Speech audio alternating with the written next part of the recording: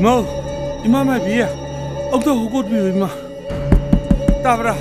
나 쌈망nem니. 동생과 한국비요 봐.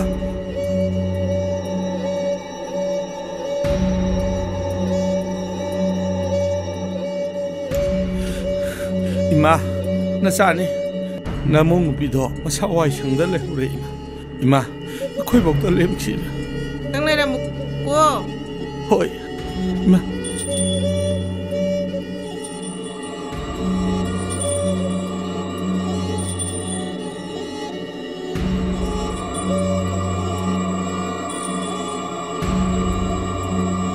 붕어, 살라시라. 랭asi 이마.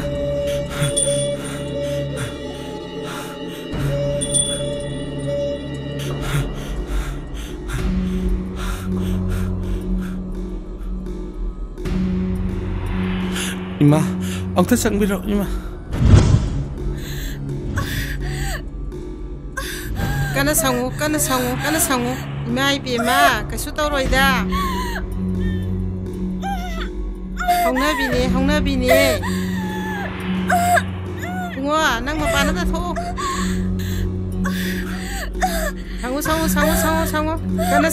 상우. 까나 상우.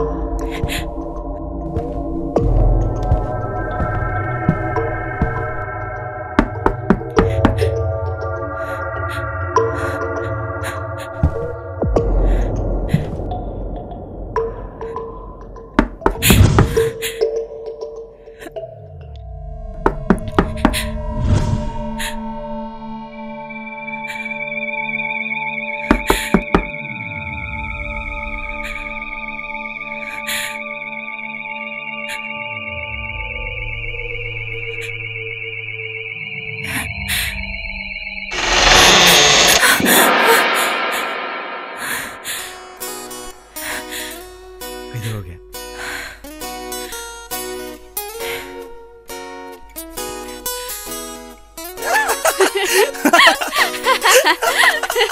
ꯁꯤꯝ ꯄꯥꯏꯌꯨ ꯀꯩꯗꯧꯔꯒꯦ? ꯆꯥꯕꯗꯨꯗꯤ ꯑꯩ ꯁꯤꯔꯦꯗ.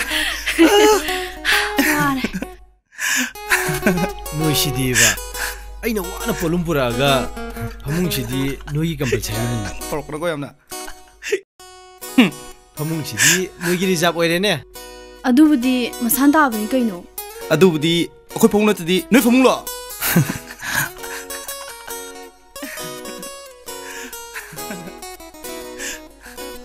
Hi guys, take this.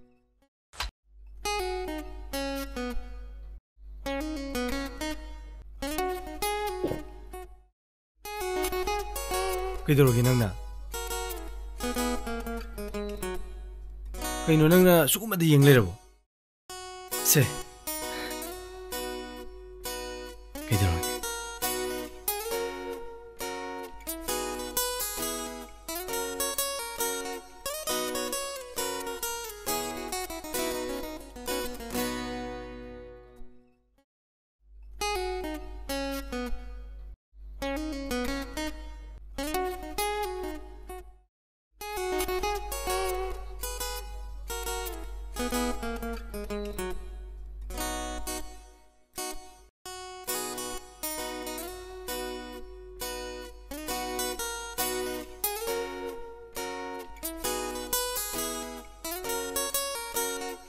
Madam, koi lighting gi laik sibu. Asomna kan tree thabase asida changbiu. Oh, asomda. Hoi, minga ne address ka ibirum.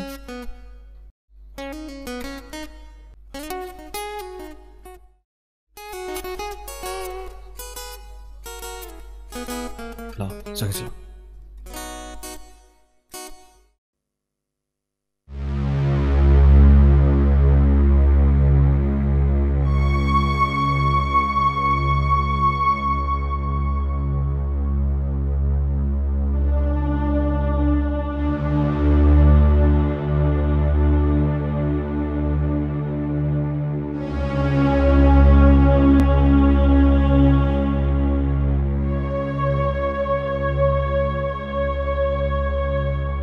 이마! 아스, ꯅꯪꯁꯤꯕ 파카루레 아이디. ꯈꯪꯉꯕꯣ? ꯆꯠꯁꯦ.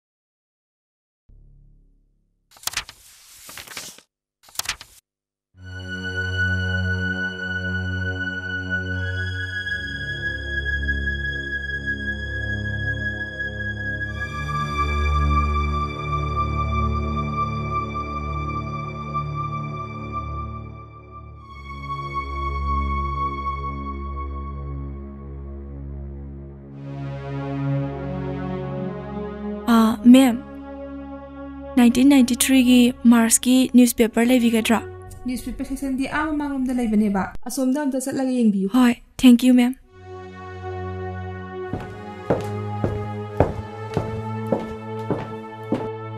Kainomta hangjageba sir. यानी यानी चंगो 1993 की मार्च की newspaper room सिबो कदम न लेबिबगे असिगी थंगनबा कासि लेबने असोम चंगबियो ओ थैंक यू सर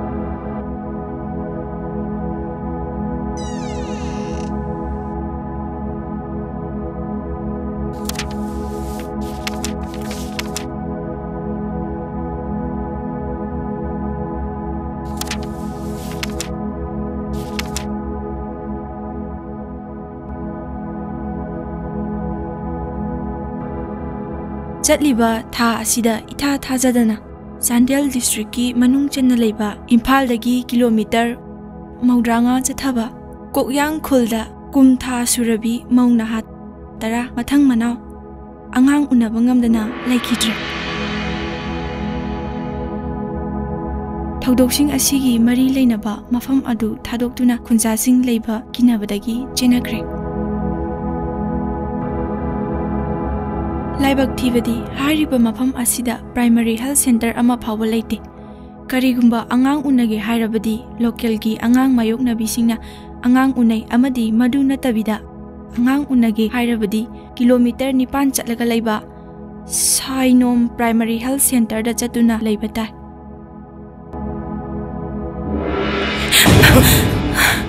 कदो सिदा लेरे सिरो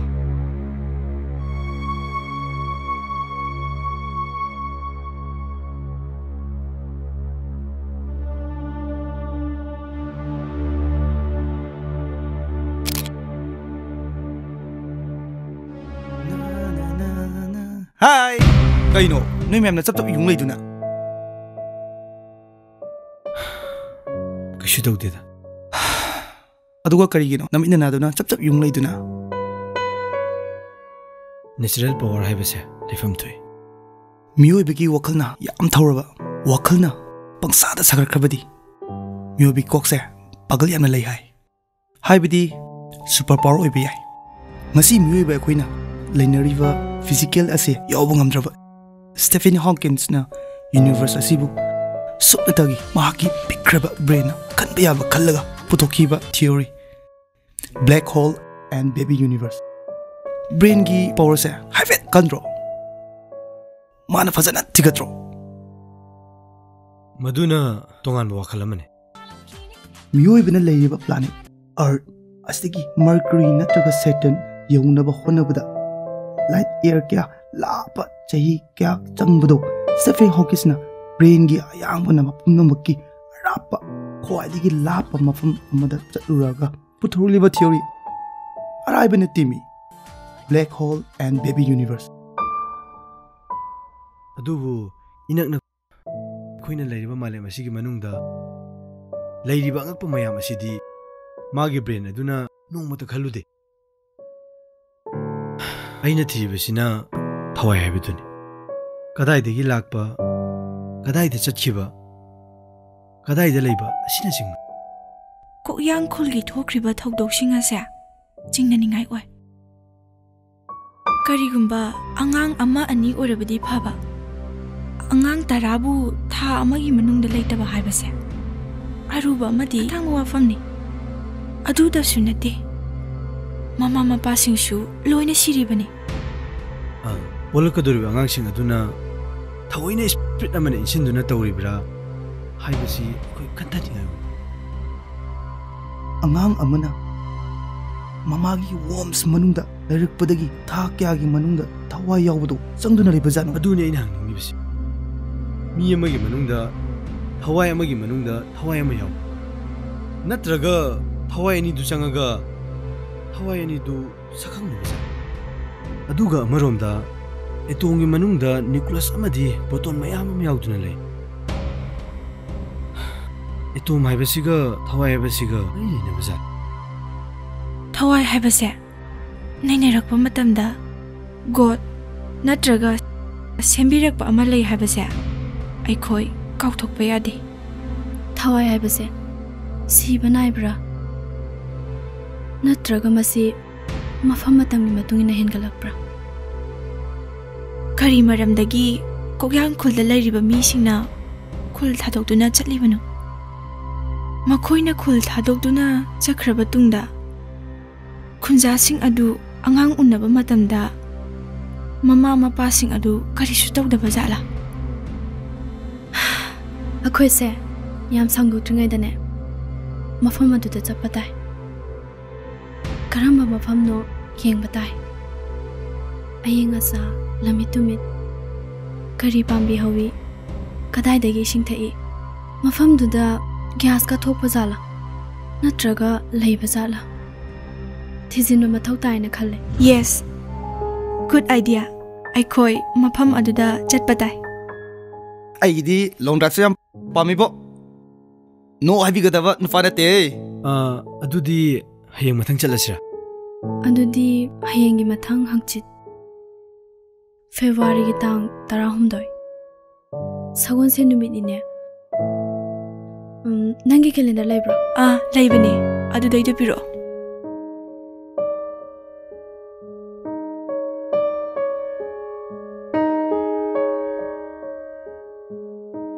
February ꯇꯥꯡ 16 ꯁꯒꯣꯜꯁꯦꯟ ꯅꯨꯃꯤꯠ ꯑꯦꯀꯥꯗꯁꯤꯁꯨ ꯇꯥꯕ ꯀꯣꯛꯌꯥꯡ ꯈꯨꯜꯁꯤ ꯑꯩꯈꯣꯏ ꯁꯤꯗꯒꯤꯗꯤ ꯃꯈꯥ ꯅꯠꯇ꯭ꯔꯣ ꯃꯈꯥ ꯆꯠꯄꯁꯤ ꯄꯛꯅꯗꯦꯗ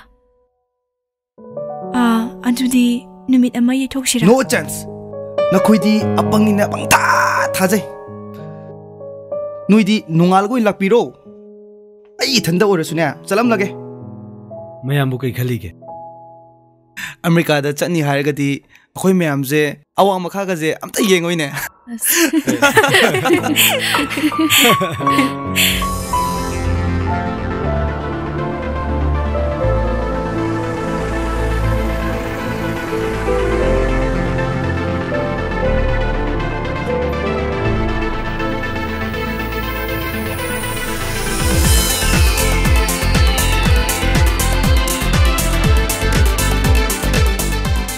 ꯅꯨꯄꯤꯒꯤ ꯌꯥꯎꯔꯝꯃꯗꯤ ꯐꯅꯤꯗ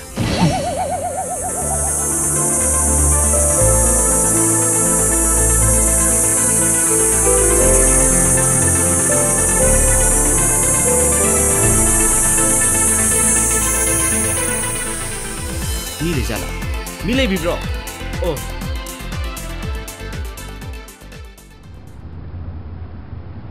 ꯌꯨꯝꯁꯤꯕꯨ ꯃꯤ ꯂꯩꯕꯤꯕ꯭ꯔꯣ ꯃꯤ ꯂꯩꯕꯤꯕ꯭ꯔꯣ ꯌꯨꯝꯁꯤꯕꯨ ꯃꯤ ꯂꯩꯕꯤꯕ꯭ꯔꯣ ꯂꯥꯛꯑꯕꯣ ꯍꯣꯏ ꯂꯥꯛꯆꯔꯦ ꯌꯥꯝ ꯅꯨꯡꯉꯥꯏꯔꯦ ꯑꯗꯣ ꯃꯤꯒꯗꯤ ꯂꯣꯏ ꯁꯨꯕꯤꯈ꯭ꯔꯕ ꯂꯣꯏ ꯂꯣꯏꯁꯤꯜꯂꯣꯔꯕꯅꯤ ꯑꯩꯈꯣꯏ ꯄꯥꯔꯇꯤ ꯂꯥꯛꯏꯅꯦ ꯊꯣꯛꯂꯛꯑꯣ ꯑꯩ ꯄꯣꯠ ꯆꯩꯁꯦ ꯑꯝꯇ ꯍꯣꯏ ꯊꯝꯃꯒꯦ ꯌꯥꯔꯦ ꯅꯨꯄꯤ ꯌꯥꯎꯖꯥꯠꯂꯣ ꯃꯣꯏꯅꯗꯤ ꯅꯨꯄꯤ ꯌꯥꯎꯏ ꯍꯥꯏ ꯅꯨꯄꯤꯗꯤ ꯑꯝꯇ ꯊꯣꯔꯛꯇꯦ ꯑꯁ ꯑꯩꯅ ꯍꯣꯞ ꯁꯥꯒꯠꯂꯤꯁꯤ ꯄꯨꯀꯥꯏ ꯀꯥꯏꯗꯣꯏꯖꯥꯠꯂꯣ ꯂꯥꯎꯅꯦ ꯅꯪꯕꯣ ꯍꯣꯏ ꯂꯥꯛꯆꯔꯦ ꯅꯨꯄꯤ ꯌꯥꯔꯅꯤꯀꯣ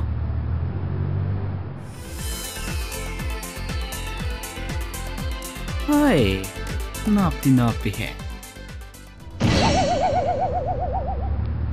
ड्राइवर सिमता हापियुबा ड्राइवर को भी नो माय नेम इज माइचुंबी माइचुंबी सिमदी पाले है नंग शुयरबा होय चसे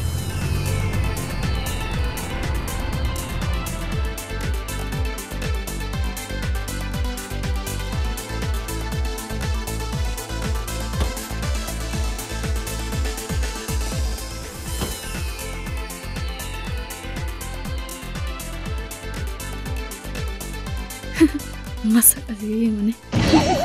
Yare, mau buat casi. Oh, hoi.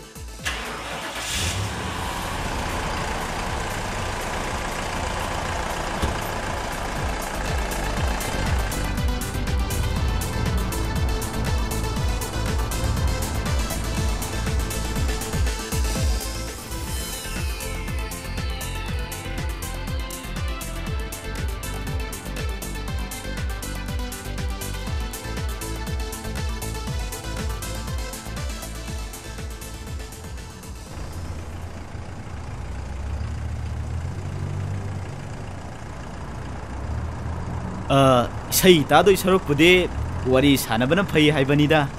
ꯏꯁꯥꯁꯨ ꯄꯥꯈꯪꯅꯤ, ꯑꯗꯨꯒꯤ ꯁꯔꯨꯛꯄꯨꯗꯤ ꯋꯥꯔꯤ ꯁꯥꯟꯅꯕꯅ ꯐꯠꯇ꯭ꯔꯣ? ꯑꯃꯨꯕ ꯃꯅꯤꯡꯗ ꯇꯣꯡꯉꯤꯁꯤꯗꯤꯅꯦ ꯂꯣꯏ ꯇꯅꯤ. ꯐꯖꯅ ꯊꯧ ꯒꯥꯔꯤꯗꯣ. ꯑꯣꯏꯔꯕꯁꯨ ꯂꯦꯞꯄ ꯐꯥꯎꯗꯗꯤ ꯌꯥꯏꯗꯅ. ꯍꯣꯏ ꯂꯦꯞꯄꯣ ꯂꯦꯞꯄꯣ ꯂꯦꯞꯄꯣ ꯂꯦꯞꯄꯣ.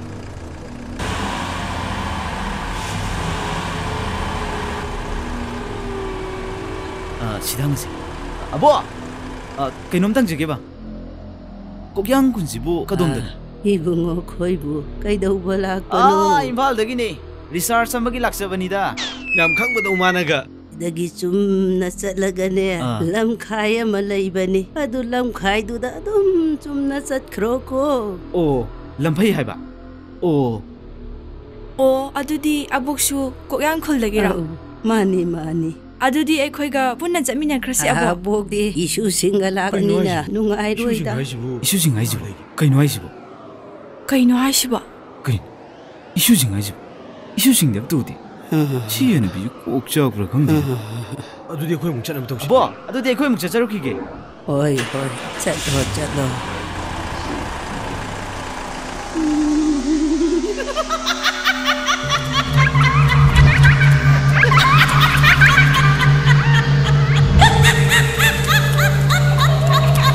이수사 훈제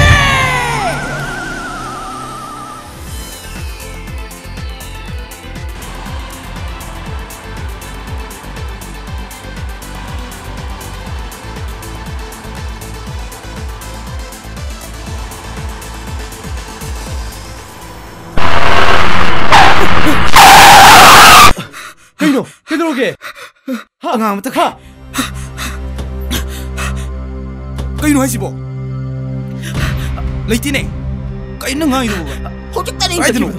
ꯗ꯭ꯔꯥꯏꯚꯔ ꯑꯩꯈꯣꯏꯗꯤ ꯄꯤꯛꯈ꯭ꯔꯕ ꯍꯪꯉꯣꯏ ꯃꯆꯥ ꯑꯃ ꯇꯛꯄꯗ ꯁꯧ ꯐꯪꯂꯤꯕꯅꯤ. Hangoisu natte mi ama takpa haibisi lebam thoktro Leitisidi ꯍꯧꯖꯤꯛꯇ ꯑꯍꯟꯗꯨꯒ ꯑꯉꯥꯡꯗꯨꯒꯤ ꯋꯥꯔꯤ ꯁꯥꯕꯗꯨꯗ ꯅꯣꯡꯒꯅꯤꯗ. ꯇꯛꯇꯤ ꯇꯛꯈ꯭ꯔꯦ. ꯑꯗꯨ ꯂꯩꯐꯝ ꯊꯣꯛꯇ꯭ꯔꯣ? Chase Nang wakan na pan kanjan to ini Lo ꯐꯔꯦ ꯆꯠꯂꯁꯤ. Lo ne chase lo. Tauro ka taon lay Lo chase lo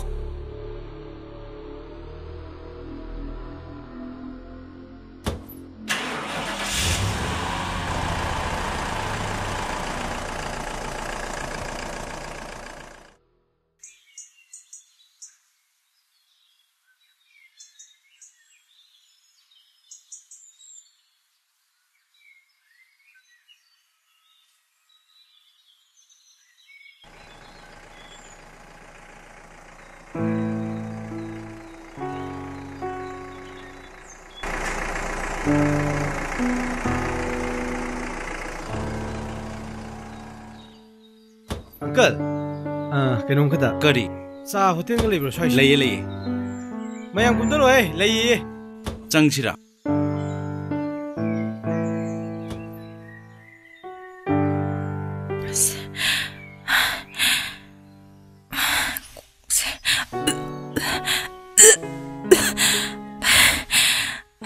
ꯀꯩꯗꯧꯔꯒꯦ? ꯑꯁ ꯀꯩꯁꯨ ꯇꯧꯗꯦ. ꯀꯣꯛꯁꯦ ꯈꯔ ꯉꯥꯎꯋꯦ. ꯆꯠꯁꯤꯂꯣ.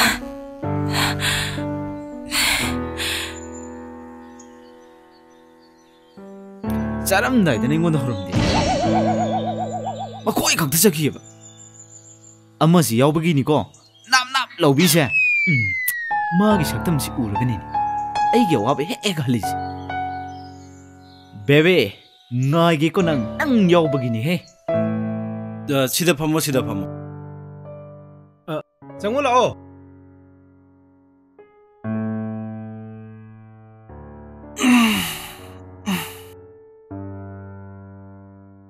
Chese famo. 아한시대 항아가 paudu loithoni. 세세 ꯆꯥꯁꯤꯗ ꯂꯩꯔꯁꯦ ꯍꯥꯎꯗꯣꯏ ꯃꯥꯜꯂꯦ ꯇꯥꯃꯣꯒꯤ ꯆꯥꯁꯤꯗꯤ ꯑꯩ ꯏꯇ ꯄꯥꯏꯖꯔꯒꯦ ꯑꯣ ꯄꯥꯏꯌꯣ ꯄꯥꯏꯌꯣ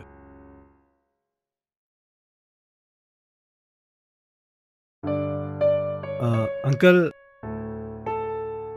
सही खरगी ममांगदा थौदोक खरा थोके हासिबु करम थोकिबन इबुंगो नखोइबु कदाइदगी लाकपनो अंकल अखोई स्टूडेंट ngaktane थोकिबा थौदोक अदुगी मरमदा खरा खंगजागेना लाकपनी इबुंगो सा तंबा ngamdaba थौदोकनिने करिगिनो खंगदेने मतमदो खुनसिदा लेबा ममा तारामुक्ति अंगांग उनबदा लोइनमक सिबा ममा मपा सिबसु यावरिबनिने अदुगी मरक्ता अदुगी मतुंगदगिदी मयामसे पाखत्तना खुनसि थादोक्तना लोइना होंगनखिबे वानिने युम होंगनखरबा मतुंगददी मिगी खुलदा अंगांग उनबदा कैसु तौदब नत्रा नंगना हारिबदि बुंगो चुमी चुमी हंगबा याबा वाहंगने करिसु तौखिदेबो अदुबुदी अखोगी खुलसिदने अंगांग उनबा मतमदा हेक्ता सिबा अदो थोक्रिबा थौदोकसिंग अदुगी मरमदा करी करीदी चिंगनबीबा लैबगे अदुबुदी लैतेबु इबेमा अंकल अदो मी लोइनमक खुलसे थादोक्तुना लोइना चटनाखिब्रा अमा फावबा लैहौदब्रा इबेमा मी अमा फावबा लैहौदेबो अदुबु खुल असिदा मी अमा खक्तंगदि लैहौय पाबुंग ngो nama lagi bro लय लय पाबुंग कैनोमता हंजगेबा मखोइसिंग असे इम्फाल दगिने ये लाइरिक तमलिबा छात्र ngakta ओइर माले अखोइ खुलसिगी मरमदा मखोइना खंगदना लालिबा माले ngakhtang changsi पाबुंग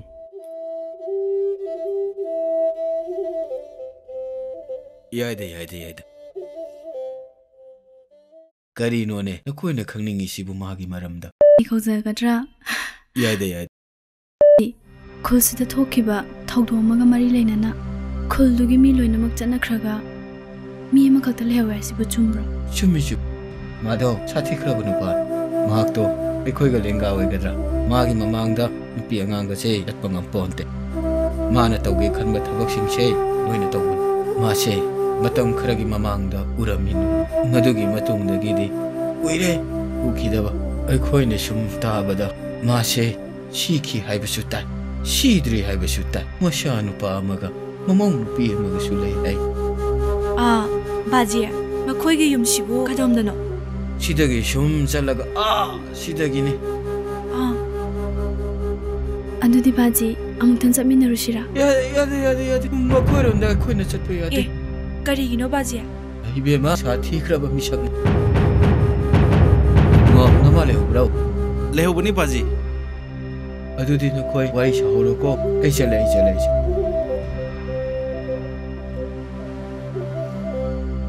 इबुंगो सा नुपादो मता अमनिने खुनसिदा लेबा कनामतन चलुसि हेबा यारोय पाबुंग होय अंकल होइना हरक पचिनाबु हेन चनिंगेने खोइदे इबुंगो नुपादो चिनसिनबो पनिंगदे हाइना बि हाइदुने मी कइनो हाइना बि हासिबु इबुंगो मदुगी वादु कनामतन पलोइबु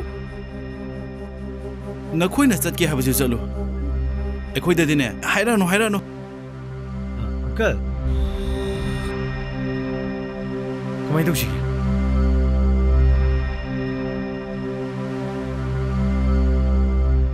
अंकल कइनो खता करिनो नि इबुंगो अंकल कइनो निने कइनो खता खंजनिंगबा करिनो हायुनि इबुंगो मोइगी कइनो फुममदो अस नखोइना हाइबसिदि इबुंगो स्वाइ लौबा ngakta अदुना कैदोक्दोरिबा मीना चटपा हंगोय हाइबा मफम निने दुदि छे नखोइना चटके हाइरबदिने आदगी लंबी से आगी लंबी से आदगी से चुमद्रिंग चलगने अदुगी अहनगी युमदो योगद्रिंगगी ममांगदा थेल अमा लेरमगनी अदुगी मतंगदा थेल अमागा मुक लेरमगनी मदुदै दुदा लेरबनी बुंगो अदो अंकल सेलदी क्या तारगे पायांखै खक्तनिदा अदुदी चनब तोक्सि चसी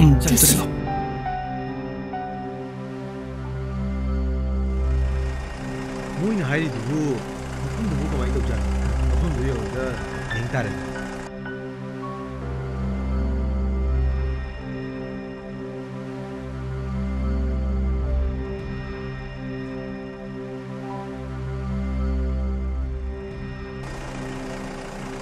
아다 우리가 텔체 오이니 아데시 오이니 정실로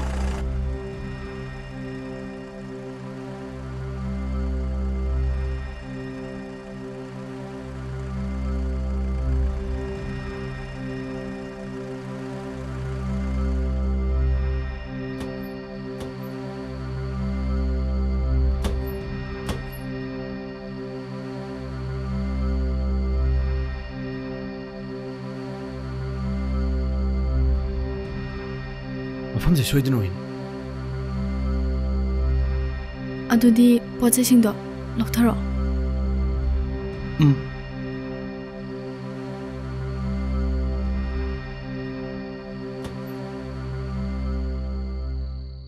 ꯏꯇꯥꯎ ꯃꯥꯏꯁꯨꯝꯕꯤ ꯉꯁꯤꯗꯤ ꯅꯨꯡꯉꯥꯏꯗꯧꯔꯤꯅꯦ ꯅꯨꯡꯉꯥꯏꯅꯤ ꯃꯐꯝꯁꯤꯗ ꯌꯥꯔꯦ ꯄꯣꯠ ꯂꯧꯊꯣꯔꯛꯀꯦ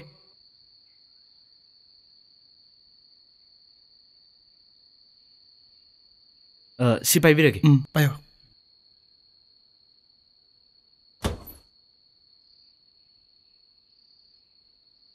ꯂꯥꯛꯑꯣ ꯆꯪꯉꯁꯤ ꯂꯥꯛꯑꯣ ꯍꯣꯏ ꯆꯪꯉꯁꯤ ꯂꯥꯛꯑꯣ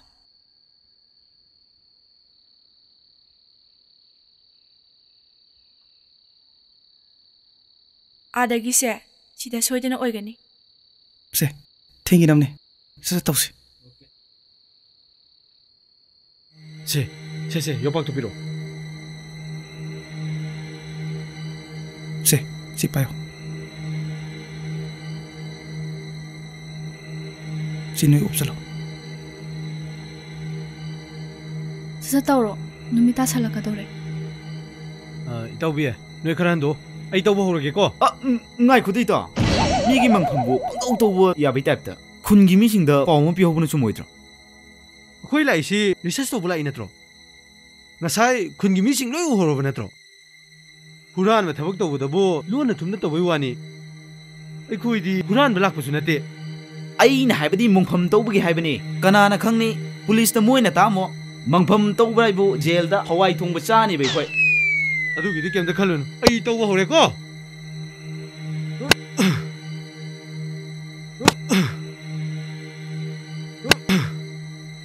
ꯍꯣꯏ ꯀꯩꯅꯣꯝ ꯂꯩ ꯃꯥꯜꯂꯤꯅꯦ ꯅꯣꯏ ꯑꯗꯨꯗꯤ ꯂꯥꯏꯔꯤ ꯉꯥꯏꯈꯣꯅꯦ ꯑꯣꯏ ꯁꯤꯗꯤ ꯌꯥꯝ ꯊꯤ ꯃꯥꯜꯂꯤꯍꯦ ꯑꯦꯔꯥ ꯑꯩꯒꯤꯁꯨ ꯑꯝꯇ ꯄꯤꯔꯛꯑꯣ ꯅꯪꯒꯤꯗꯤ ꯌꯥꯎꯖꯗꯕꯗꯣ ꯑꯣ ꯁꯛ ꯊꯤꯌꯦꯅ ꯑꯩꯒꯤ ꯑꯦꯛꯁꯇ꯭ꯔꯥ ꯄꯨꯔꯛꯇꯕꯩ ꯃꯑꯣꯡꯅꯤꯅꯦ ꯂꯩꯔꯦ ꯃꯑꯣꯡꯅꯤꯅꯦ ꯑꯁ ꯑꯩꯗꯤ ꯌꯥꯝꯅ ꯀꯤꯔꯦꯀꯣ ꯆꯪꯁꯤꯟꯕꯤꯒꯗꯧꯋꯦ ꯅꯠꯇꯦ ꯑꯩ ꯃꯤꯍꯨꯟꯒ ꯌꯧꯔꯦꯀꯣ ꯂꯩꯔ ꯃꯥꯜꯂꯦꯅꯦ ꯂꯩꯔꯦ ꯌꯦꯡꯉꯨ ꯇꯣ ꯂꯩꯔꯦ ꯀꯗꯣ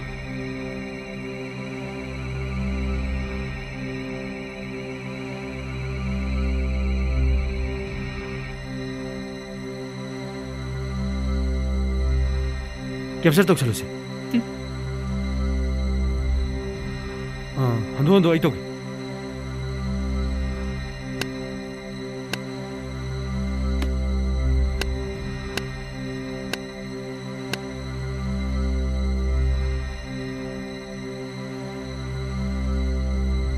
Yes, we got it.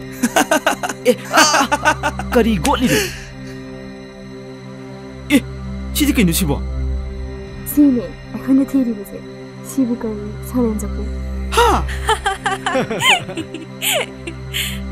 ꯁꯣꯏꯔꯦꯟ ꯆꯐꯨ ꯑꯁ ꯑꯩ ꯀꯩꯅꯣꯝ ꯇꯧꯔꯦꯗ ꯀꯤꯒꯅꯤ ꯏꯇꯥꯎ ꯑꯩꯈꯣꯏꯅ ꯇꯧꯔꯤꯁꯦ ꯑꯗꯨꯝ ꯌꯦꯡꯉꯨ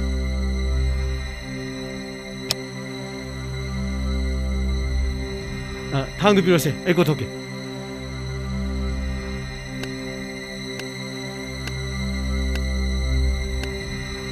ꯁꯦ ꯀꯦꯞꯆꯔ ꯇꯧꯁꯜꯂꯨ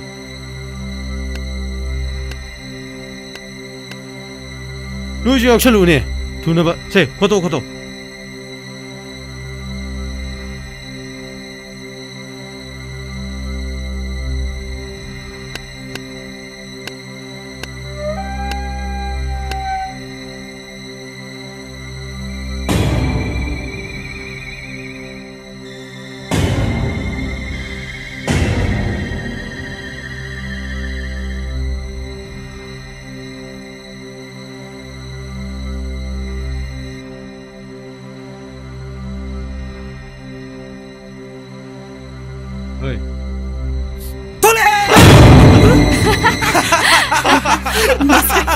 Cookie.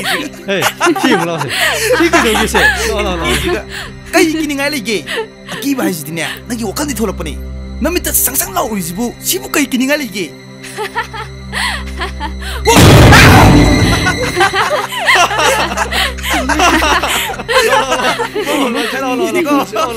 Lo.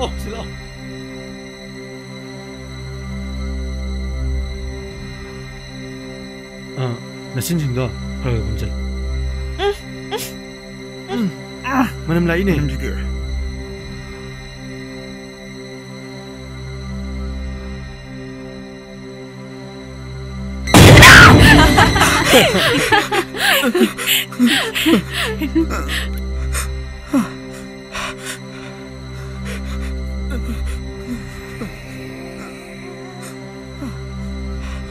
너 시다 합살로.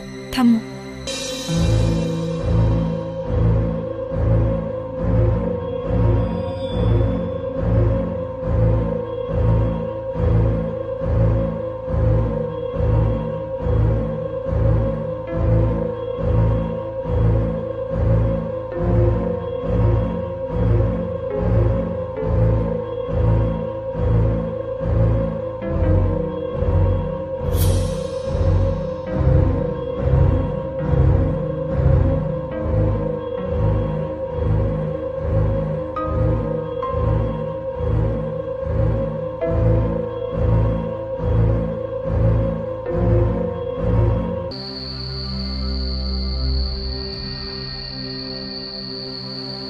이따 뽀시버리다 합도이라 그대로기 있다. 시기동 떠났더라. 거기 시단 라이시보. 라 쳤어. 그 쇼부디까 이디보 라오네 쳤어 라오네. 아스 돌래.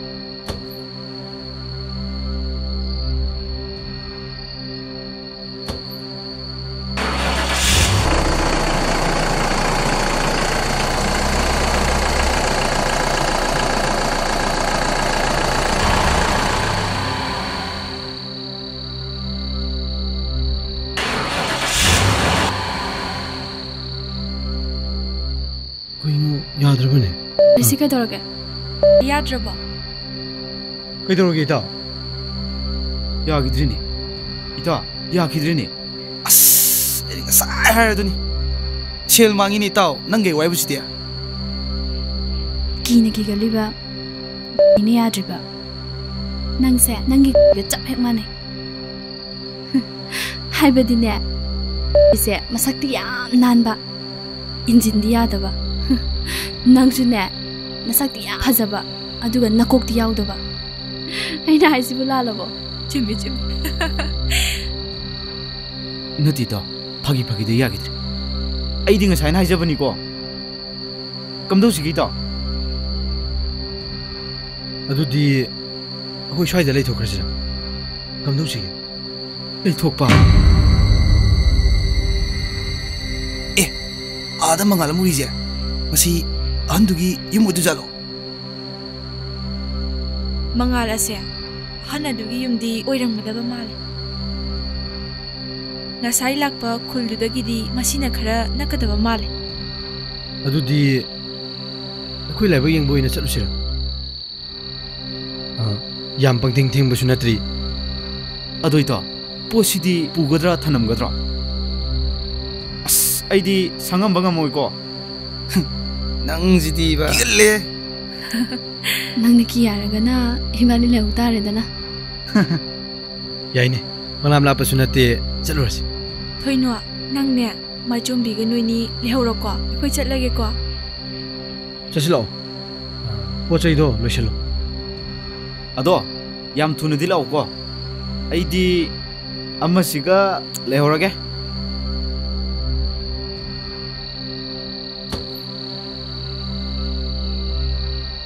좀 ꯆꯠꯁꯤ ꯂꯥꯛꯑꯣ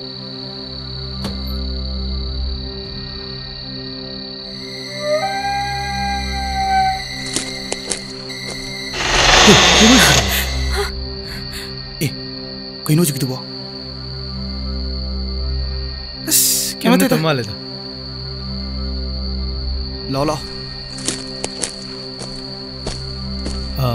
ꯄꯣꯠ ꯑꯃꯕꯨꯗꯤ ꯐꯪ ꯍꯣꯏ ꯂꯥꯛꯄꯒꯤ ꯁꯦꯜ ꯃꯥꯡꯕ ꯍꯥꯏꯕꯗꯤ ꯑꯣꯏꯗ꯭ꯔꯦ ꯍꯌꯦꯡꯗꯤ ꯌꯨꯝ ꯍꯦꯛ ꯌꯧꯕꯒ ꯅꯦꯠꯇ ꯋꯥꯆꯞꯇ ꯐꯦꯁꯕꯨꯛꯇ ꯊꯥꯒꯠꯈ꯭ꯔꯗꯧꯅꯤ ꯑꯩꯈꯣꯏꯁꯦ ꯄ꯭ꯔꯦꯁ ꯃꯦꯗꯤꯌꯥ ꯀꯥꯡꯕꯨꯅ ꯀꯣꯏꯇꯥꯟ ꯇꯥꯟꯅꯔꯗꯧꯅꯤ ꯍꯥꯏꯕꯗꯤ ꯑꯩꯈꯣꯏꯁꯦ ꯍꯤꯔꯣ ꯑꯣꯏꯔꯒꯗꯕꯅꯦꯕ ꯑꯗꯣ ꯌꯥꯝꯅ ꯆꯦꯛꯁꯤꯟꯕ ꯑꯃꯗꯤ ꯃꯊꯧ ꯇꯥꯏ ꯄ꯭ꯔꯨꯐ ꯄꯤꯒꯗꯕ ꯑꯗꯣ ꯑꯍꯟꯗꯣ ꯌꯥꯝꯅ ꯁꯥꯊꯤ ꯍꯥꯏꯕ ꯑꯃꯗꯤ ꯇꯥꯏ ꯀꯔꯝ ꯇꯧꯏꯖꯥꯠꯅꯣꯗꯣ ꯌꯦꯡꯉꯨꯁꯤ ꯂꯥꯛꯑꯣ ꯂꯥꯛꯑꯣ ꯆꯪꯉꯁꯤ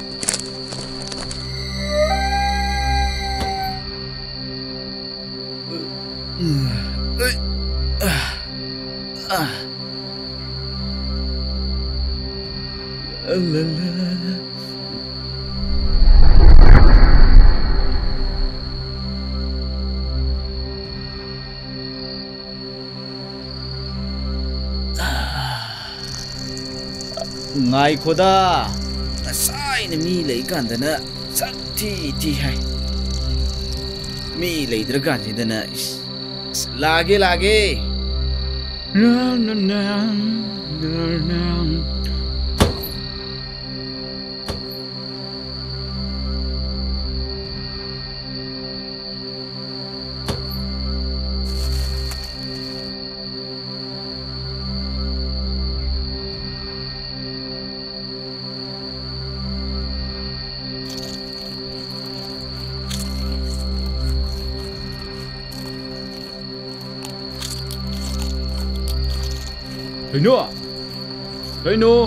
ꯀꯩꯅꯣ ꯆꯥꯔꯤꯔ ꯅꯠꯇ꯭ꯔꯒ ꯇꯨꯝꯃꯤꯖꯥꯠ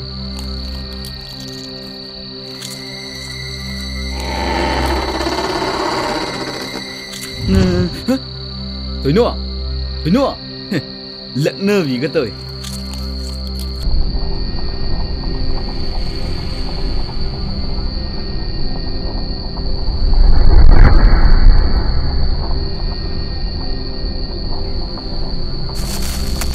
मनिंग कहीं जान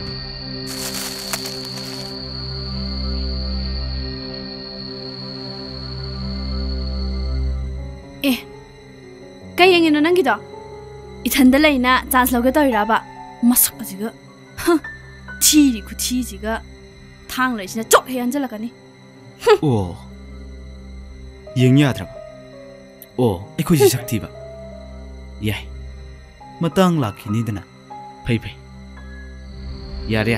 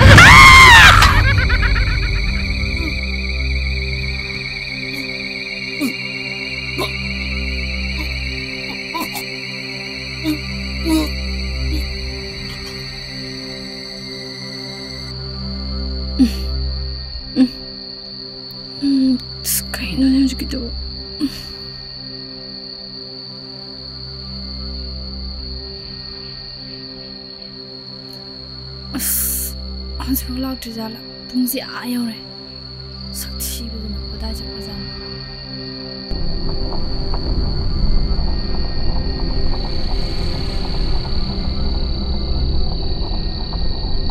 ꯃꯤꯠꯌꯦꯡ ꯅꯥꯏꯅ ꯃꯔꯣꯜ ꯑꯃ ꯅꯥꯇꯩ ꯆꯥꯗ꯭ꯔꯤꯕ ꯊꯤꯕ ꯍꯥꯏꯕ ꯆꯠꯂꯤꯔ ꯃꯌꯨꯡ ꯍꯥꯟ ꯆꯠꯂꯤꯔ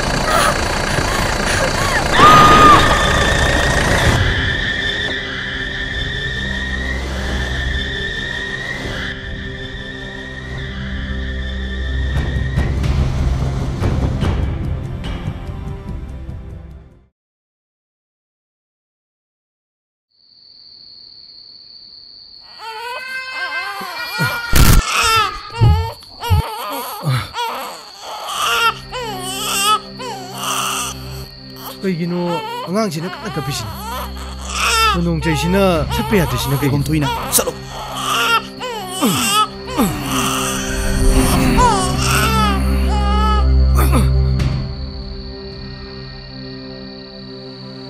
ꯀꯩꯒꯤꯅꯣ ꯀꯣꯟꯗꯣꯡꯁꯦ ꯍꯦꯛ ꯁꯦꯠꯄꯒ ꯑꯉꯥꯡ ꯀꯞꯄ ꯇꯣꯛꯈ꯭ꯔꯤꯁꯤꯕꯣ ꯃꯔꯝꯗꯤ ꯁꯣꯏꯗꯅ ꯂꯩꯐꯝ ꯊꯣꯛꯏ ꯃꯔꯝ ꯑꯗꯨꯒꯤ ꯅꯠꯇ꯭ꯔꯣ ꯃꯐꯝꯁꯤꯗ ꯑꯩꯈꯣꯏꯅ ꯂꯥꯛꯂꯤꯕꯁꯦ ꯂꯥꯛꯑꯣ ꯆꯪꯉꯁꯤ ꯂꯥꯛꯑꯣ ꯆꯪꯁꯤ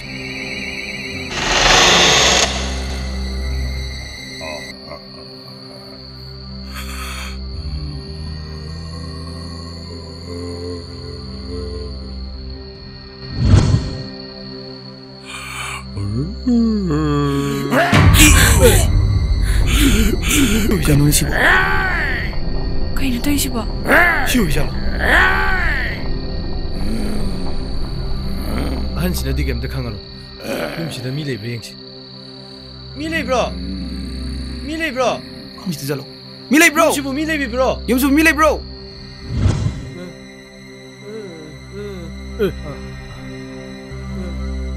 거의 인파들 락서브니 그리고 딱 항저게 동서브니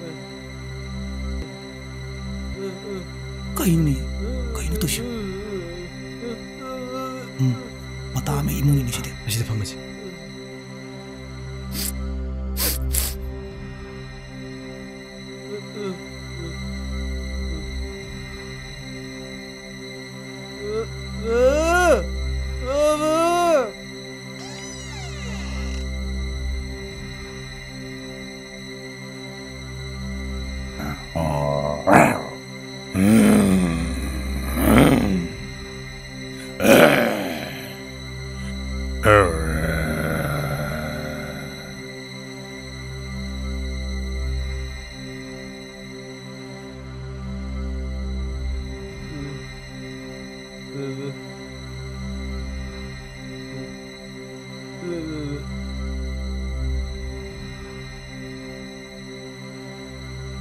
ꯑꯩꯒꯤ ꯃꯤꯡꯅ ꯀꯨꯂꯩ ꯃꯥꯒꯤꯅ ꯑꯊꯣꯏ ꯑꯗꯨꯒ ꯃꯥꯒꯤꯅ ꯁꯤꯂꯩꯃ ꯑꯩꯈꯣꯏ ꯃꯉꯥ ꯏꯝꯐꯥꯜꯗꯒꯤ ꯂꯥꯛꯄꯅꯦ ꯑꯗꯣ ꯃꯈꯣꯏ ꯑꯅꯤꯃꯗꯤ ꯑꯅꯤꯁꯨꯕ ꯏꯊꯦꯜꯗ ꯂꯩꯍꯧꯔꯦ ꯁꯣꯝꯅ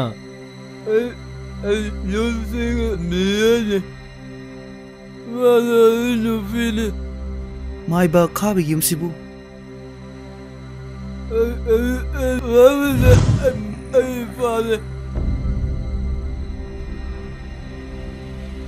ꯑꯩꯈꯣꯏꯅ ꯂꯥꯛꯆꯔꯤꯕꯁꯦ ꯃꯇꯝꯗꯤ ꯆꯥꯖꯗ꯭ꯔꯦ ꯑꯍꯟꯁꯤꯒꯤ ꯃꯔꯝꯗ ꯀꯔꯤꯒꯨꯝꯕ ꯃꯔꯝ ꯈꯔ ꯈꯪꯖꯒꯦꯅ ꯂꯥꯛꯆꯕꯅꯤ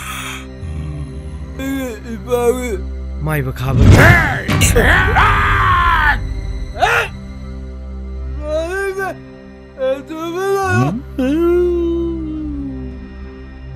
ꯈꯨꯜ ꯍꯦꯛ ꯆꯪꯉꯛꯄꯗ ꯑꯩꯈꯣꯏꯅ ꯈꯨꯟꯃꯤꯁꯤꯡꯗ ꯍꯪꯕꯗ ꯈꯨꯟꯃꯤꯁꯤꯡꯅ ꯃꯥꯏꯕ ꯈꯥꯕꯒꯤ ꯃꯔꯝꯗ ꯍꯪꯕꯗ ꯌꯥꯝꯅ ꯁꯥꯎꯏ ꯑꯃꯗꯤ ꯃꯐꯝꯁꯤꯗ ꯀꯅꯥꯝꯇ ꯆꯠꯂꯨꯁꯤ ꯍꯥꯏꯕꯗ ꯑꯃꯠꯇ ꯌꯥꯔꯛꯇꯦ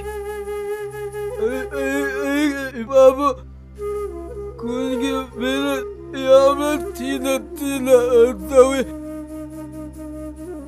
이바보주 이바나 야마 티나 왜 이바나 야마 방사 미야마 왜나 또래 이게 아무로 와르르면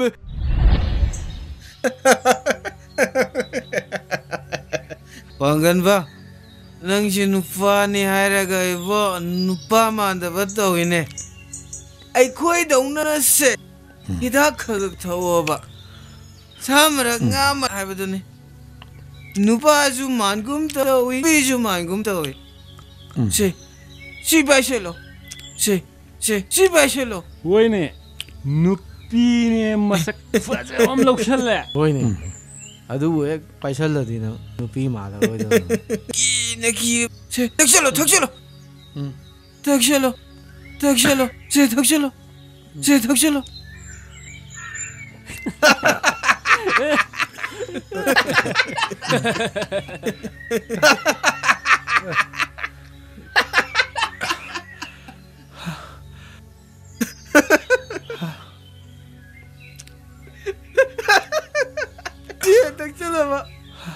Nang nupa mala tabi. Nadrali na ucha. Atu ek thagi badai ne nang nakuk jing. Laura tamne. Adu ne mayam na hari je. Nupi hai bse. Yam sati khaba. Wakhala machien mane. Natrito. Madugi wakhal do hek chang khaba. Nanga dine kuka fikapga dine ka shunate hai. Aije nangonde hai na nupi malamine. Tumdraita. Ai hojik malibo. Se Nupi ai ba singsinan ne. Magi mapuroi beda kana ngangbang ngamai bese. Masigi wajin nang kangpon deba. Maran lai krabat taingo mai mugi nupi duna. Maran mayam da loy lang tuaga kaim kang na satkri se. Nang kang brava nang naga nupi manjale. Aina hari se lalabra nei tau mayam. Lalabra ba. Se amuka takshalo.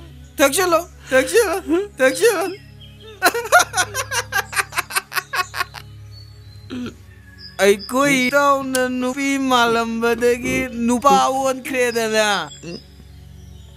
Nang munna kalo hai sine. Yengo nang na nupi malam badagi nupa walak fase nungi atale. Ay nupi khang neba. Nang usi khang neba.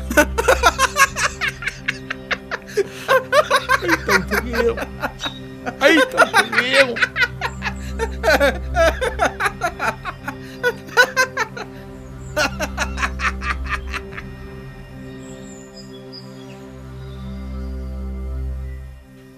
Mau.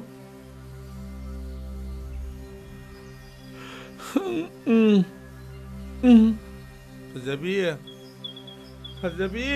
Ay nupa walam ne thoro. Fazabi. Ay nupa wale thoro. Fazabi, I love you. Ho kanano. ꯀꯩꯗꯧꯔꯒꯦ ꯃꯅꯝꯁꯤ ꯌꯨꯒ ꯊꯛꯂꯛꯏꯔꯣ ꯀꯩꯅꯣ ꯅꯪ ꯇꯧꯔꯛꯏꯁꯤꯕꯣ ꯑꯩ ꯅꯨꯄꯥꯅꯤ U ꯈꯔꯗꯤ ꯊꯛꯄ ꯌꯥꯏ ꯀꯩꯅꯣ ꯃꯤꯅ ꯑꯩꯉꯣꯟꯗ ꯅꯨꯄꯤ ꯃꯥꯟꯕꯤ ꯍꯥꯏꯕꯁꯦ ꯑꯩꯗꯤ ꯌꯥꯝ ꯅꯨꯡꯉꯥꯏꯇꯦ ꯑꯗꯨꯅ ꯑꯩꯉꯣꯟꯗ ꯊꯧꯅꯥ ꯈꯔ ꯍꯥꯞꯄꯩ ꯋꯥꯅꯤ ꯀꯩꯅꯣ ꯌꯨ ꯊꯛꯇ꯭ꯔꯕꯗꯤ ꯅꯨꯄꯥ ꯑꯣꯏꯕ ꯌꯥꯗ꯭ꯔꯕꯣ ꯌꯥꯗꯦ ꯅꯨꯄꯥ ꯑꯣꯏꯔꯕꯅꯤ 이마가 로이 딱히바 따리니 또리지. 이마도 강할루누고 아이 유태에서. 그래 유탁도 오래디네. 아이 이 밤도 싸싸그러니. 난 이 밤도 싸라니와. 호이 싸그러니 이 밤다. 낭 레후로 놈 레후로. 아이고 나 밤도 싸기노바. 아이 유탈라카누고 유타디네. 아이 이 밤도 싸기도 있자니. 타로이 낭짝가 나오시 이몽san지 나오버세 타로이 마따라디 와글 윈 톡바 타리 뭐야 모이닝해봐 아이는 뭐야 모이닝해봐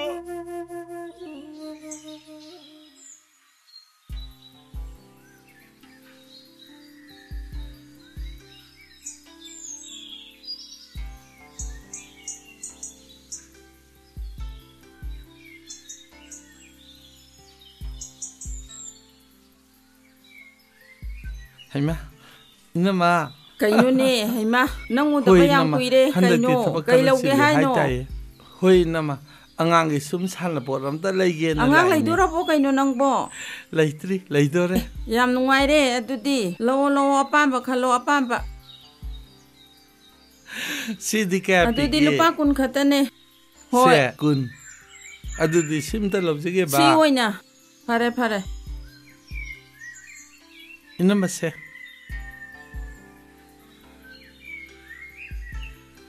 Amuk chalu hi nama. Angang ama pangjaro ko. Adugi ladi do lau padagi.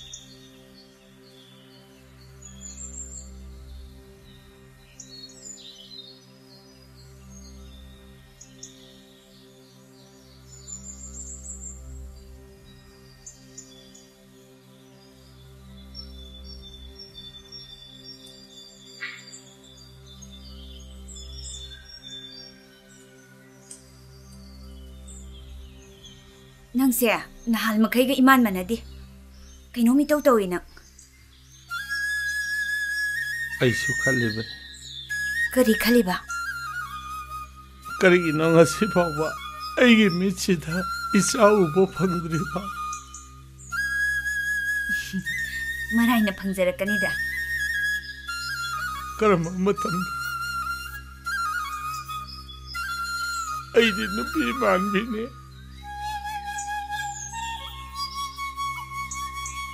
ꯀꯔꯤꯒꯤꯅꯣ ꯇꯨꯃꯤꯟ ꯂꯩꯔꯤꯗꯨꯕꯣ ꯅꯪꯕꯨ ꯀꯅꯥꯅ ꯅꯨꯄꯤ ꯃꯥꯜꯂꯦ ꯍꯥꯏꯔꯒꯦ ꯀꯔꯤꯅꯣ ꯅꯪꯅ ꯑꯩꯉꯣꯟꯗ ꯅꯪ ꯍꯥꯏꯔꯤꯕ ꯑꯩꯅ ꯅꯨꯄꯤ ꯃꯥꯟꯖꯔꯕꯁꯨ ꯑꯩ ꯅꯪꯒꯤ ꯅꯄꯨꯔꯣꯏꯕꯅꯤ ꯀꯅꯥꯅ ꯅꯠꯇꯦ ꯍꯥꯏꯔꯒꯦ ꯅꯪ ꯑꯩꯒꯤ ꯏꯄꯨꯔꯣꯏꯕꯅꯦ ꯅꯪꯕꯨ ꯀꯅꯥꯅ ꯅꯨꯄꯤ ꯃꯥꯜꯂꯦ ꯍꯥꯏꯅꯣ ꯀꯩꯅꯣꯗꯨꯕꯣ ꯂꯥꯏꯗꯤꯅꯦ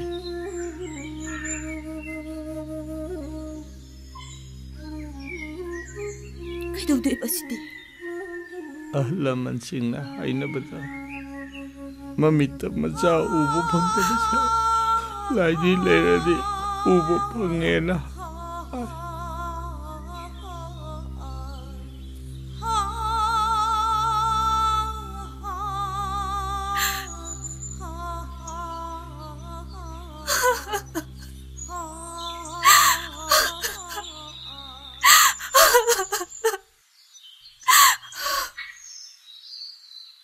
ꯀꯤꯖꯩꯅꯤ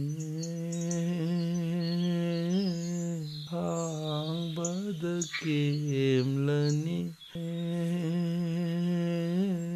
ꯈꯥꯡꯕꯗ ꯋꯥꯔꯕ ꯅꯨꯡꯁꯤꯃꯩ ꯄꯥꯎ ꯅꯨꯡꯉꯥꯏꯕ ꯑꯝꯇꯪꯒꯤ ꯀꯔꯤ ꯄꯥꯎꯅꯣ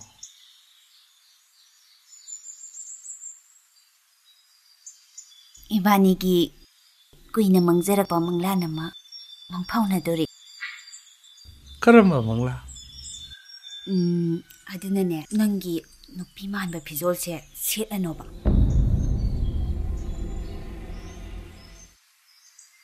ꯑꯩꯒꯤ ꯐꯤꯖꯣꯜꯁꯤꯅ ꯀꯩꯗꯧꯔꯦ ꯅꯪꯉꯣꯟꯗ ꯌꯥꯝ ꯀꯥꯏꯔꯕꯣ ꯅꯪ ꯌꯥꯝ ꯍꯩꯅꯗ꯭ꯔꯕꯣ ꯑꯗꯨꯏ ꯅꯠꯇꯦꯕ ꯑꯗꯨꯗꯤ ꯀꯩꯅꯣ ꯍꯌꯦꯡ ꯑꯃꯗꯨꯅ ꯅꯨꯡꯉꯥꯏꯔꯣꯏꯕ ꯀꯩꯅꯣ ꯑꯃꯗꯨꯅ ꯌꯥꯝ ꯅꯨꯡꯉꯥꯏꯔꯣꯏ ꯍꯥ ꯀꯅꯥꯅꯣ ꯑꯃꯗꯨ ꯑꯣꯏꯗꯤ ꯑꯁ ꯅꯪꯁꯤꯃ ꯂꯥꯟ ꯌꯥꯝ ꯈꯟꯒꯠꯂꯦꯍꯦ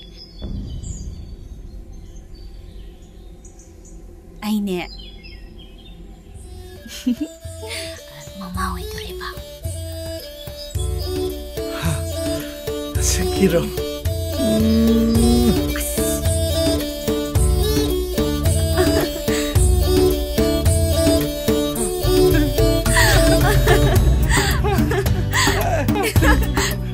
아이 짬뽕도래 아이 짬뽕도래 아이 짬뽕도래 아이 짬뽕도래 아이 짬뽕도래 lekai ai cha phangdore pangamba ai cha phangdore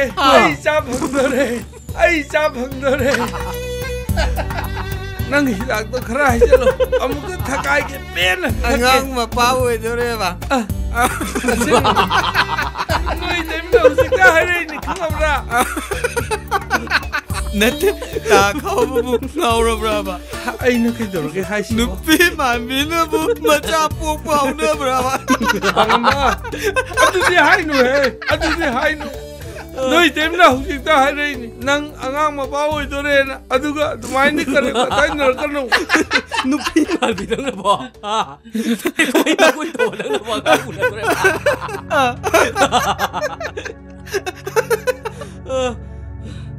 chahi ahum mari si mitti cha uba phangdre mapa oire de kara akang puna di daro kai no noi hai do bo ai chani kai no sahi ahum mari lai khoram jadara adu nei phangak pai chani kai no nupi man mana macha phangdre kai pangamba noi adumai de kare katha na no khangaba ai chagi ma pau oidore na khanna ngai na pau thamge na lak nupi man mana so macha phangdre kai te koi na koi noi adumai hai do tin yamba noi ma ta mo na lawi ko te koi noi je ngona ai se noi ma bom se da amo na la roi ai se ma bom se da amo la roi ai de mari ai ko ne ta ka sigi ai noi ma ta mo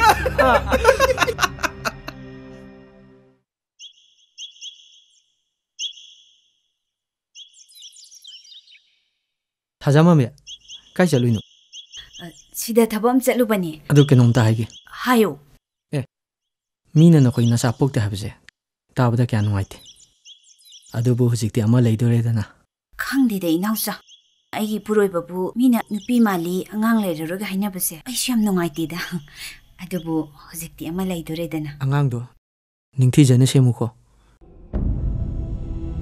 कैगुम मथौ तादि आइबु दुम करुको नंगी नुपादी सुंबसे cam खंगपोते आई तंगाई फदब लेरकांदा सोइदना हाइरके चलुखिगेको होय होय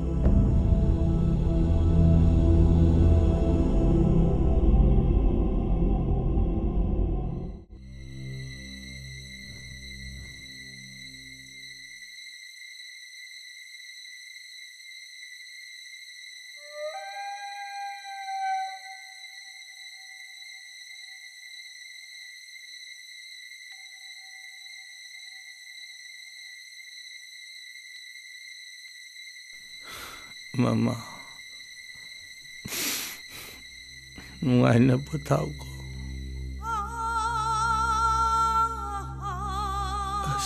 Nungsiba-sibo aigi isa. Asuk nungsiba-sibo aigi isa. Maran laikrabat taingo mai mugi nupiduna. Maran mayam da loy lang thuaga kaim khangdana satkri se. Nang khang brava. Nang naga nupi manjale. Aina hari se lalabra nahi tau mayam. Lalabra ba. Ai kain hari se sumta. Ai shawar draba. Ai shawar draba.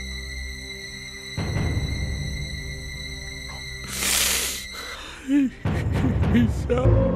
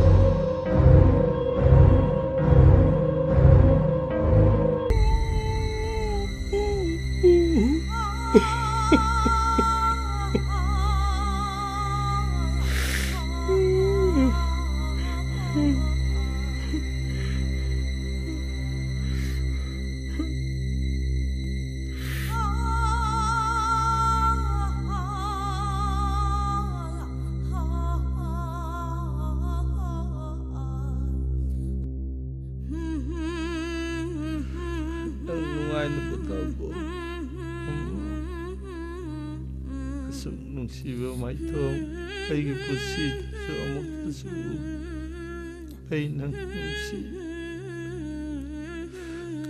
ai nang nungsiba ma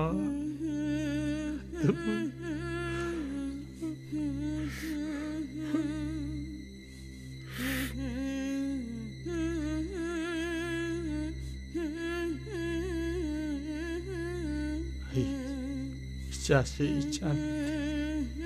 Ai, jase, janate. Ai, kaitane. Hot kane. Ai, hot kane.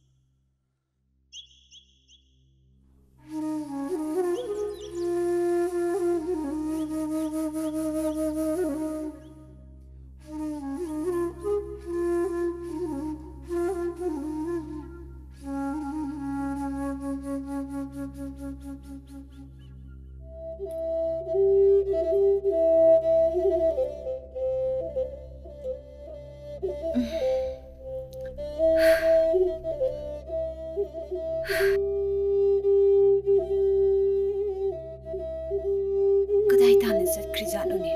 Hujik phau balak trisibo.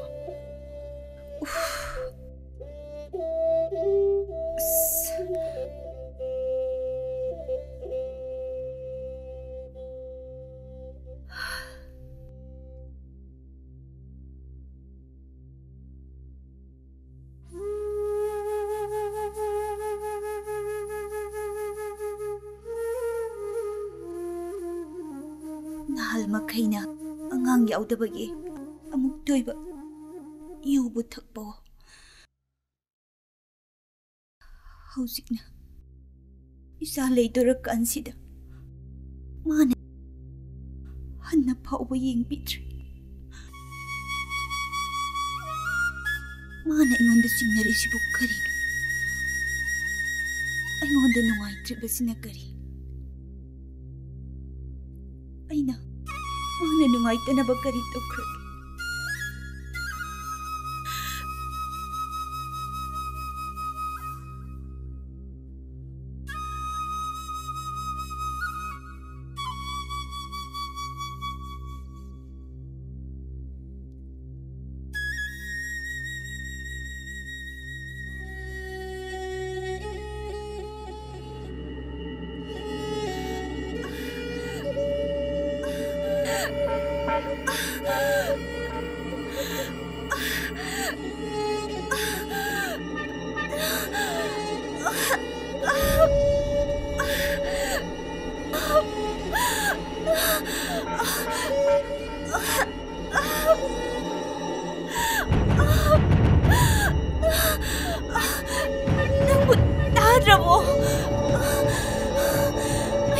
와레.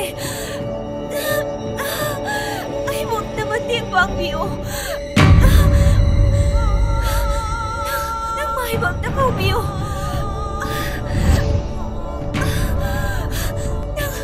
낭 아이 세가가 미안하드로.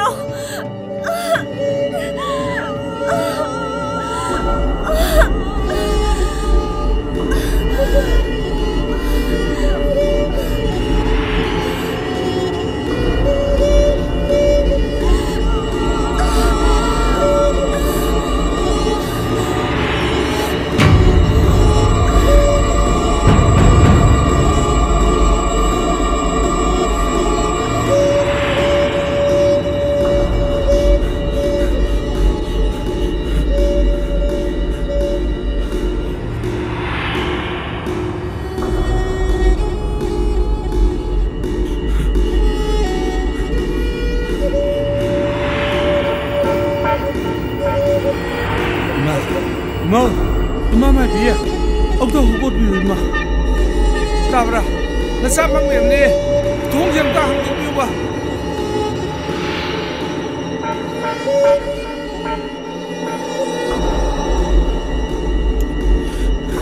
Ima, nó sao đi?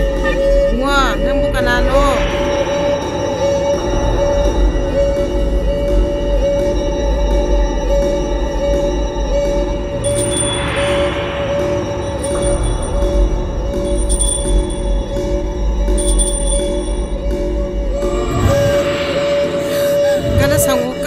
Kana sangu, mai bima, kasu tau roida. Hong na bini. Wah, nang mapana ta tho.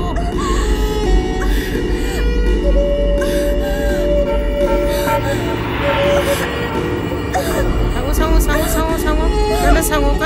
Kana sangu.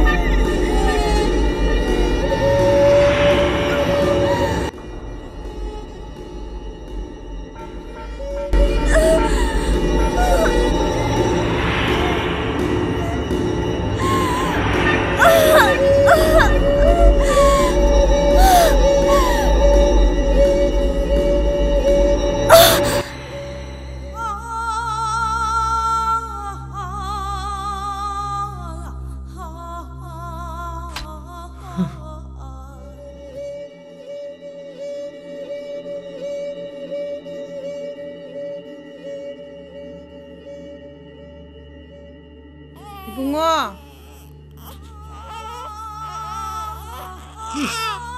Kan sini.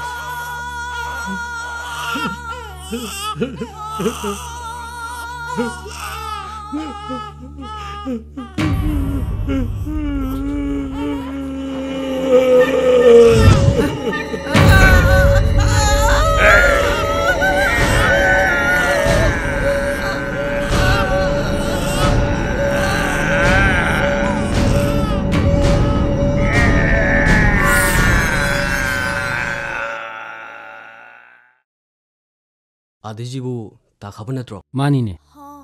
Mai malak changusira. Yengusla sangaga. 다 가봐.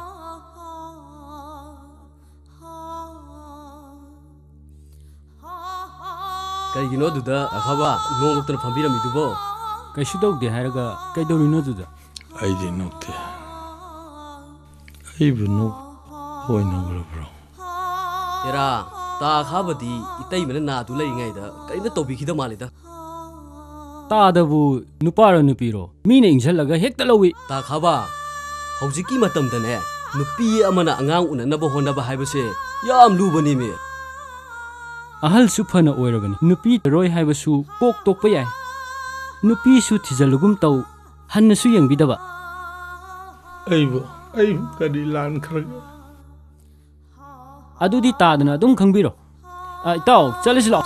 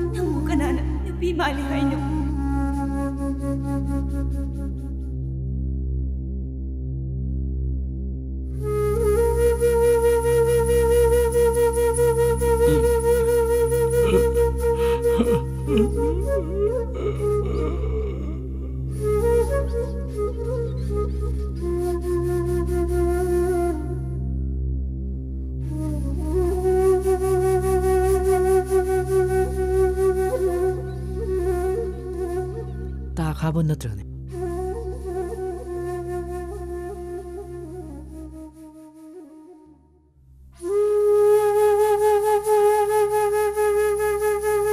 ꯆꯥꯈꯥꯕ ꯀꯗꯩꯅꯣ ꯅꯪ ꯁꯤꯗ?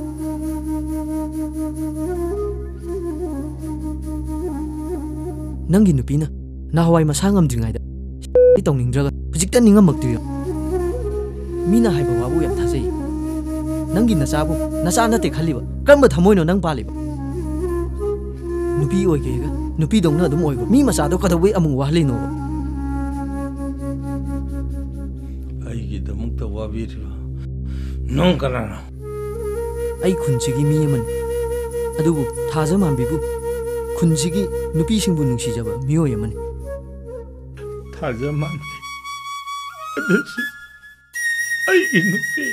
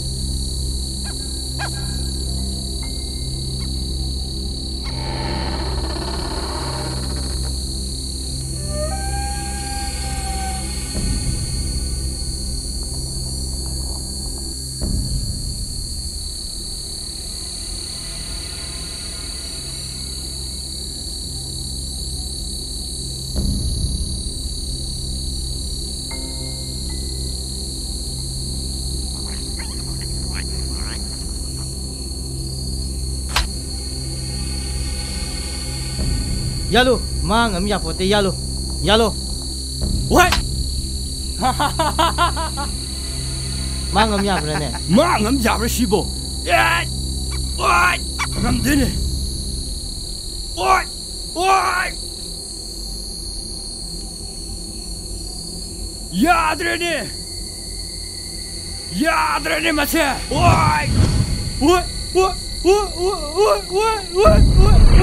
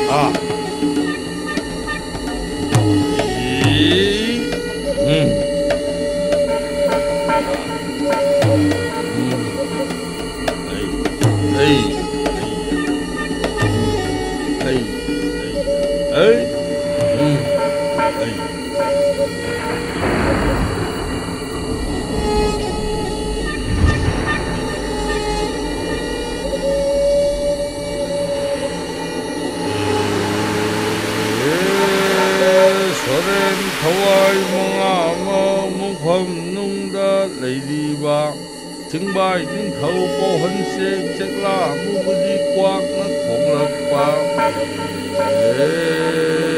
ꯂꯝꯂꯛꯀꯤꯗꯤ ꯃꯛꯄꯥꯔꯤ ꯃꯀꯨ ꯃꯥꯒꯤꯗꯤ ꯃꯁꯥꯏ ꯀꯣꯟ ꯑꯃꯝꯕꯗ ꯄꯥꯡꯒꯟꯕ ꯑꯊꯦꯡꯕꯗ ꯃꯤꯀꯧꯕ ꯃꯀꯨ ꯃꯃꯤꯠ ꯃꯄꯥꯟꯕ ꯂꯪꯖꯥ ꯃꯀꯨ ꯃꯃꯤꯠ ꯃꯄꯥꯟꯕ ꯂꯝꯖꯥ ꯁꯛꯇꯝ ꯅꯪꯕ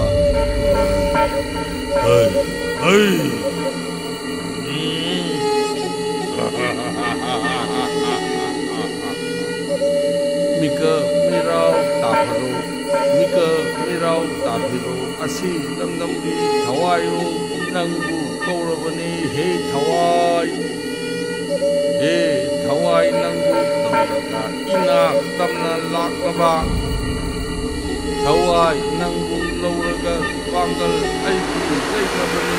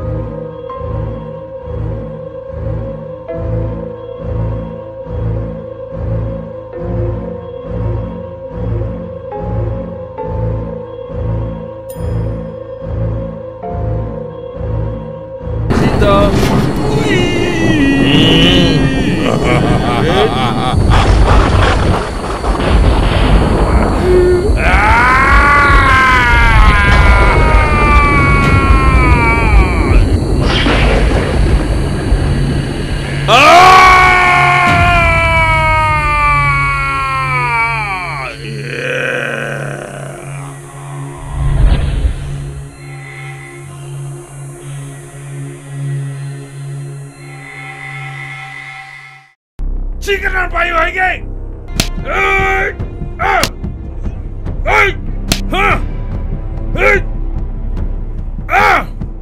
Chicken payo hige. Ha. Chicken payo hige. Ha. Nangai tauri thabak je usidena. Ha.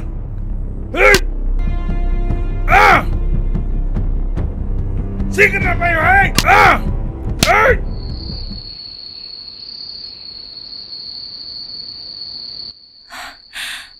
Tamo, as, ay ang wari.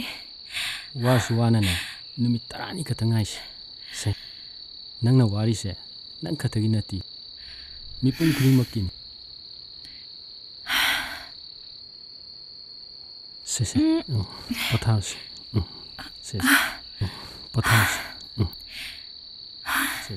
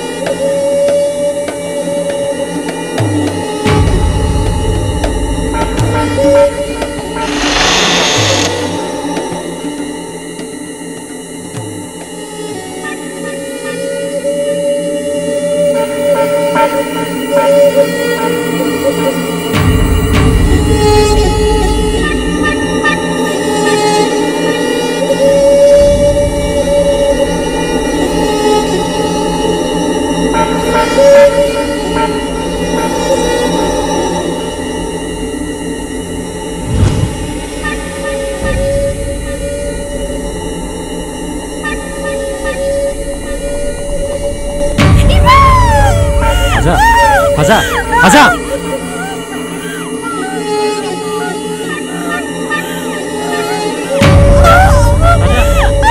가자 가자 가자 가자 가자 가자 가자 가자 가자 가자 가자 가자 가자 가자 가자 가자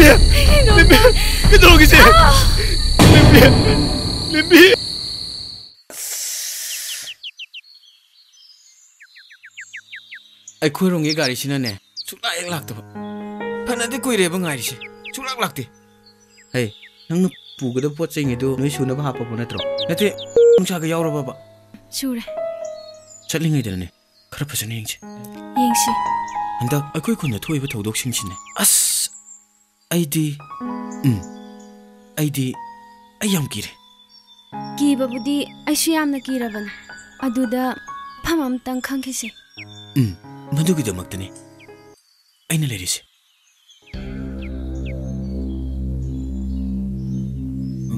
ꯃꯇꯝ ꯈꯔꯒꯤ ꯃꯃꯥꯡꯗ ꯈꯥꯕꯗꯣ ꯑꯩꯈꯣꯏꯒ ꯄꯨꯟꯅ ꯌꯨꯊꯣꯛꯄꯅꯤ ꯃꯗꯨꯗ ꯑꯩꯈꯣꯏꯅ ꯃꯍꯥꯛꯁꯦ ꯈꯤꯇꯪ ꯂꯛꯅꯔꯨꯔꯦ ꯃꯥꯗꯤꯅꯦ ꯌꯥꯝ ꯁꯥꯎꯈꯤꯕꯅꯤ ꯃꯗꯨꯒꯤ ꯃꯇꯨꯡꯗꯒꯤꯅꯤ ꯏꯃꯥꯟꯅꯕꯁꯤꯡꯗꯣ ꯃꯊꯪ ꯃꯊꯪ ꯁꯤꯔꯛꯏꯁꯦ ꯅꯨꯄꯤ ꯃꯥꯂꯝꯕꯤ ꯃꯍꯥꯛꯅ ꯍꯧꯖꯤꯛ ꯑꯣꯏꯔꯤꯕ ꯐꯤꯕꯝꯁꯦ ꯃꯁꯤ ꯆꯤꯡꯅꯅꯤꯡꯉꯥꯏ ꯑꯣꯏꯗ꯭ꯔꯥ ꯃꯗꯨꯒꯤꯁꯨ ꯃꯊꯛꯇ ꯅꯨꯄꯤ ꯑꯉꯥꯡ ꯃꯊꯪ ꯃꯊꯪ ꯁꯤꯔꯛꯏꯁꯦ ꯑꯁ ꯑꯩꯗꯤꯅꯦ ꯃꯉꯣꯟꯗ ꯌꯥꯝꯅ ꯆꯤꯡꯅꯩ ꯑꯗꯨꯗꯤ ꯑꯩꯈꯣꯏ ꯆꯠꯈ꯭ꯔꯁꯤꯔꯥ ꯃꯗꯨꯅ ꯐꯒꯅꯤ ꯈꯜꯂꯤ ꯑꯩꯈꯣꯏ ꯆꯠꯈꯤꯕꯅ ꯐꯅꯤ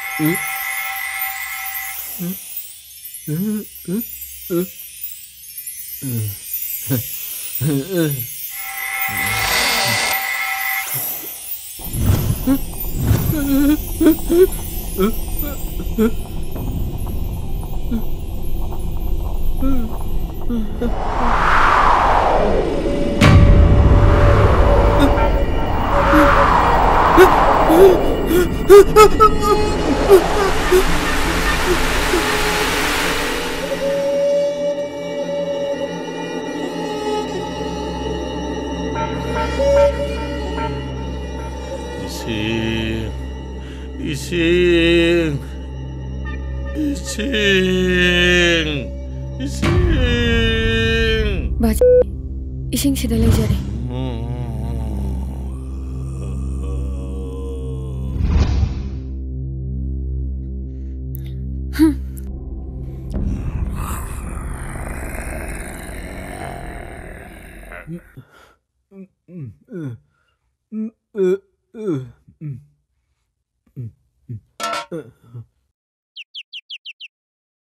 왜?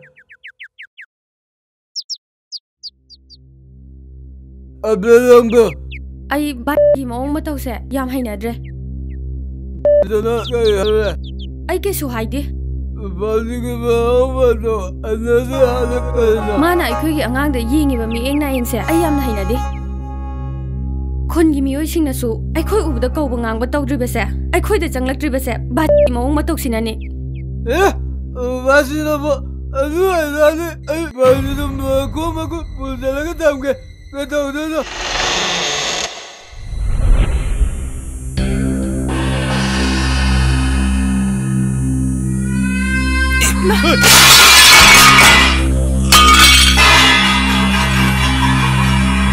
Shema, nang ide masih pudung salam.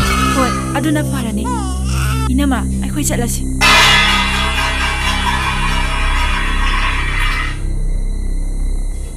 Ozoi. Ini jaga sira.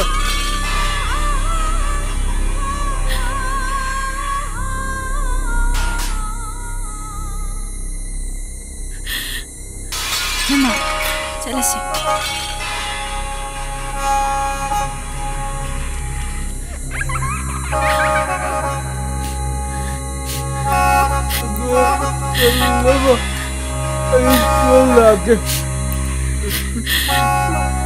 Nama, chatlasi. Bye.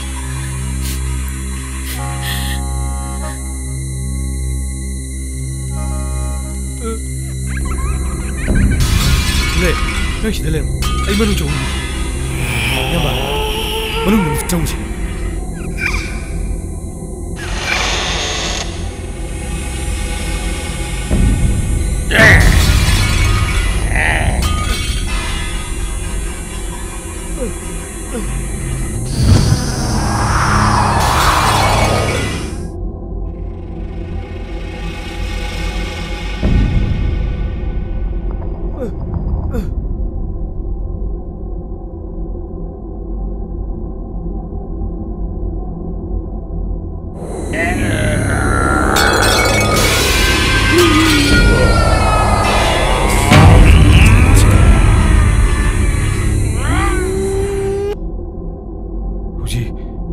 Kau lawan muka orang tak kita ini.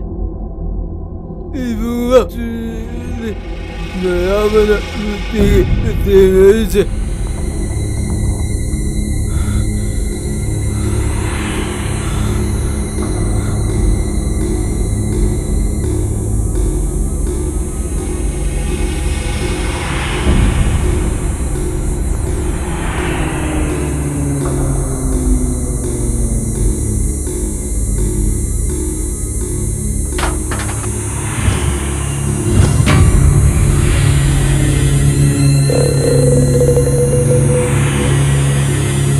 Yamba, kaino, kita kau lau siapa? Sini ibu, anak ibu bayu bagi, bubas. Yamba, asyik kaino curi kau orang ni. Cangklo.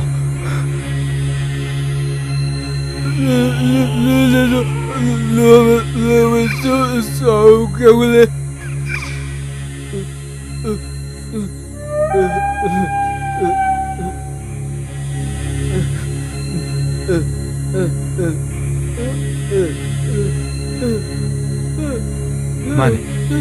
Mane, sida leh. Cium tangan tu piu.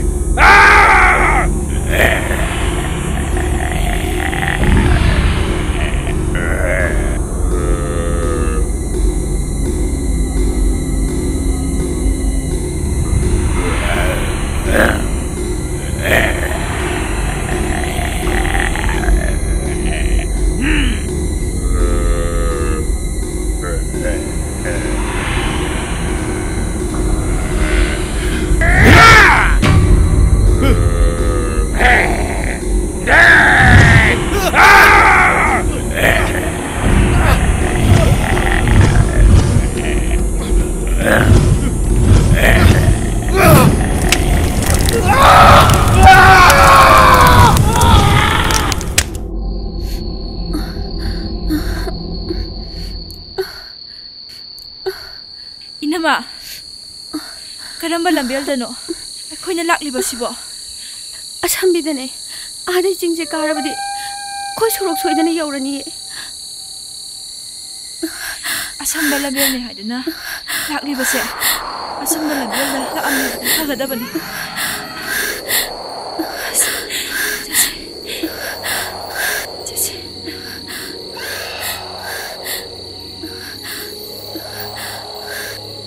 Ayang wari. Ay ngamgadaba mandre.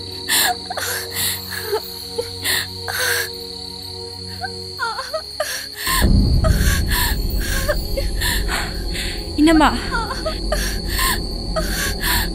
Inama, nakoy yung moira male. May jakli ba se?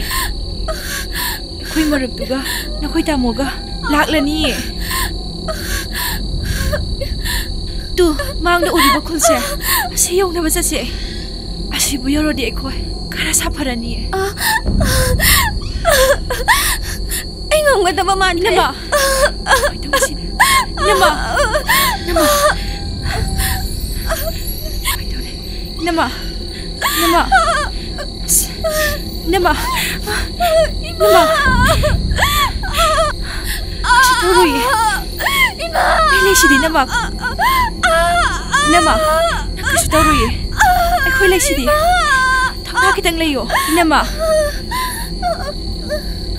Nama.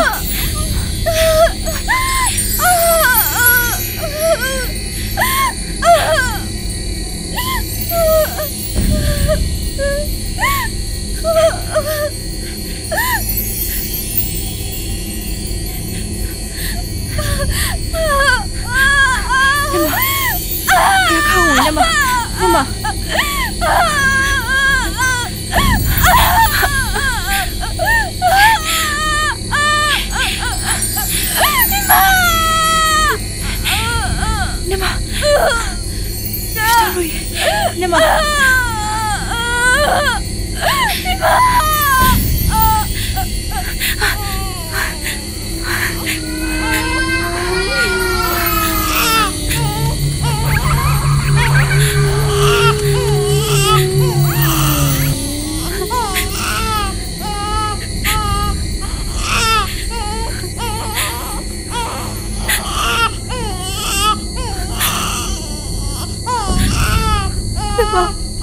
Nama.